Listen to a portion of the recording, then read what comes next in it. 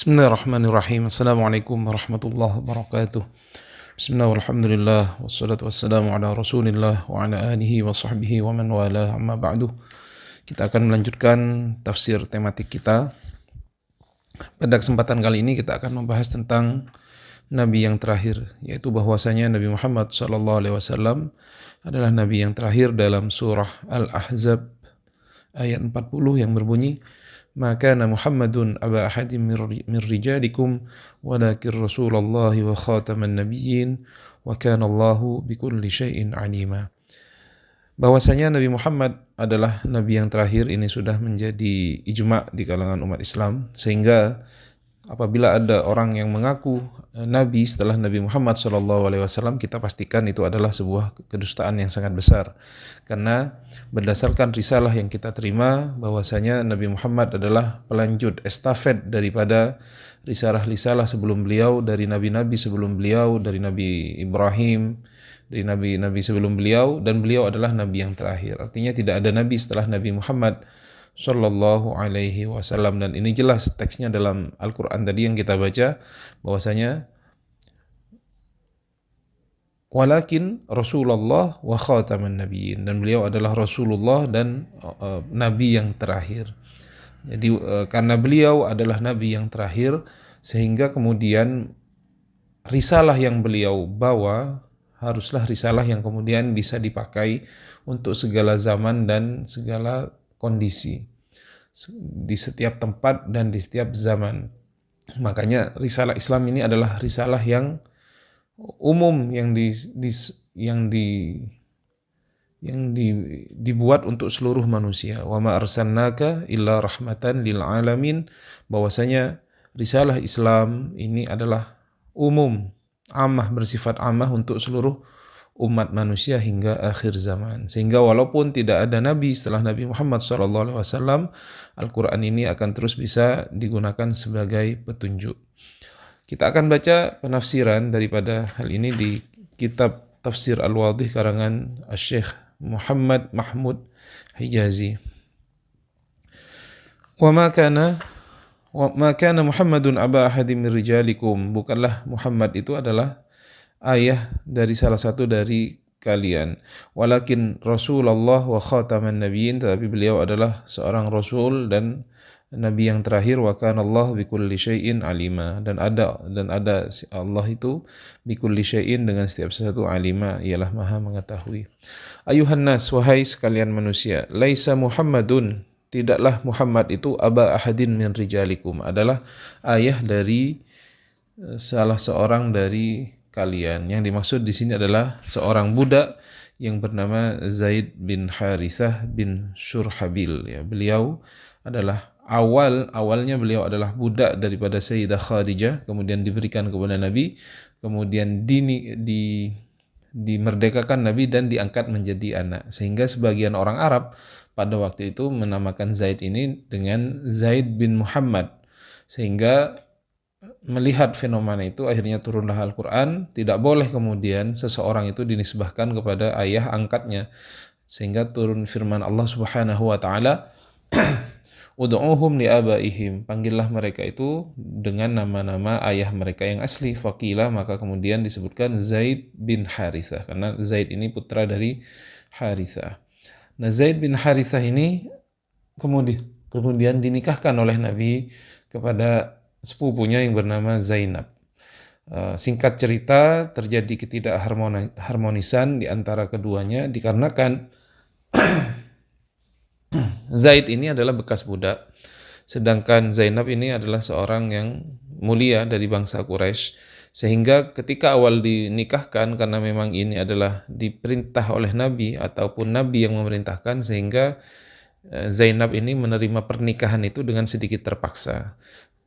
Ketika menikah, benar terjadi karena perbedaan status sosial, akhirnya tidak harmonis. Ya. Zaid mengadukan tentang hal ini kepada Rasulullah SAW, sehingga Nabi pun mendapatkan wahyu nantinya bahwasanya Zainab ini akan dinikahkan oleh Allah dengan Nabi Muhammad SAW. Sehingga ketika beliau kedatangan Zaid ini, apa yang disampaikan oleh Nabi, ittaqillah fi qaulika hadza, bertakwalah kamu dengan perkataanmu ini ketika mengadukan Zainab ya, bahwasanya dia seorang istri yang kemudian tidak taat kepada dia. Ittaqillah fi qaulika hadza wa amsik 'alaika zaujak, dan hendaklah engkau tetap mempertahankan istrimu. Padahal Nabi tahu bahwasanya berdasarkan wahyu bahwasanya Zainab ini akan dinikahkan oleh Allah Subhanahu wa taala kepada Nabi. Fungsinya apa? Ada beberapa hikmah yang dikatakan ulama bahwasanya di kalangan jahiliyah dahulu bahwasanya mereka menganggap bahwasanya anak angkat apabila mempunyai istri dan diceraikan istrinya itu tidak boleh dinikahi oleh ayah angkatnya. Kenapa? Karena dianggap anak angkat itu adalah anak seperti anak kandung. Kalau anak kandung memang tidak boleh. Jadi misalkan ada anak kandung kita, ada anak kandung seseorang, kemudian dia punya istri, dicerai, itu memang tidak boleh untuk dinikahi. Jadi mantannya anak kandung nggak boleh dinikahi. Tetapi kalau dia adalah mantannya atau cerai dengan anak ini, dengan anak angkat, itu tidak apa dinikahi. Jadi di masa jahiliyah ini sangat kental bahwasanya anak angkat itu diposisikan sama dengan anak kandung, yaitu tidak boleh dinikahi daripada istri yang sudah dicerai oleh anak angkat ini. Akhirnya Allah ingin ada menghapus ajaran yang tidak benar ini, sehingga langsung yang menjadi teladan adalah baginda Nabi besar Muhammad SAW atas perintah dari Allah Subhanahu wa taala. Ayuhan nas, laisa Muhammad aba ahadim min rijalikum hatta taqulu kaifa yatazawwaj Muhammad zaujata ibnihi wa maulahu. Sehingga mereka berkata, kaifa yatazawwaj Muhammad zaujata ibnihi, bagaimana Muhammad bisa menikah dengan mantan dari istri dari anaknya dan istri dari budaknya. Walakin kana Rasulullah wa khataman nabiyyin, tetapi beliau itu adalah seorang rasul dan nabi yang terakhir, penutup para nabi. Wa imamul mursalin, dan beliau adalah imam daripada utusan. La nabiyya ba'dahu, tidaklah ada nabi setelah Nabi Muhammad. Bihi khutimat ar-risalah, dengan Nabi Muhammad ditutuplah risalah-risalah itu. Jadi Nabi Muhammad risalahnya bersifat umum dan berlaku sampai nanti ila yaumil qiyamah. Wa ilaihi intaha al-wahyu minas sama', dan kepada Nabi Muhammad intaha berakhir al-wahyu minas sama', wahyu dari langit. Jadi Nabi Muhammad adalah nabi terakhir yang mendapatkan wahyu dari Allah Subhanahu wa taala. Wa qata'at al-awamir al-ilahiyah iktifaan bil amrid daim, dan kemudian terputus perintah Tuhan iktifaan bil amrid daim, karena mencukupkan dengan perintah yang sudah ada. Jadi Al-Quran itu sudah mencakup semua hal-hal yang kemudian dibutuhkan oleh manusia, dan itu bisa digunakan di segala masa, di segala zaman, di segala tempat. Wad dustur al-muhkam, dan juga sudah ada peraturan yang sangat muhkam, peraturan yang sudah sangat bagus.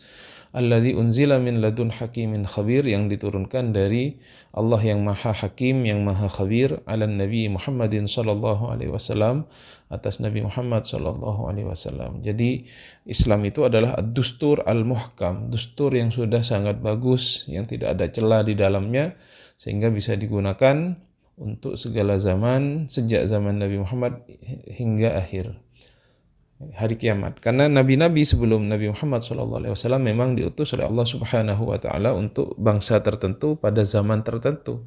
Sehingga mukjizat yang digunakan pada waktu itu adalah mukjizat yang bisa dilihat oleh indera, ya. Seperti tongkat Nabi Musa itu bisa membelah lautan, tapi yang melihat hanya orang-orang di kala itu. Mukjizatnya bisa membelah lautan. Kita tidak pernah melihat mukjizat itu.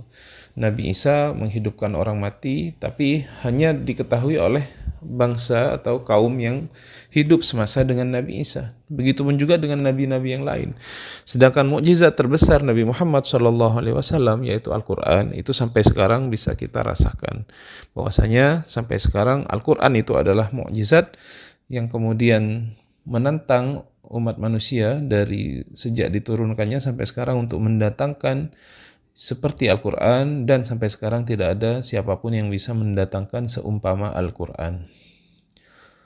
Wa kana Allahu bikulli syai'in alima, dan ada Allah itu bikulli syai'in, dengan kepada setiap sesuatu, alima, maha mengetahui. Faja'ala Muhammadan khatamal anbiya. Oleh sebab itu Allah menjadikan Nabi Muhammad itu khatamal anbiya, nabi terakhir, nabi penutup.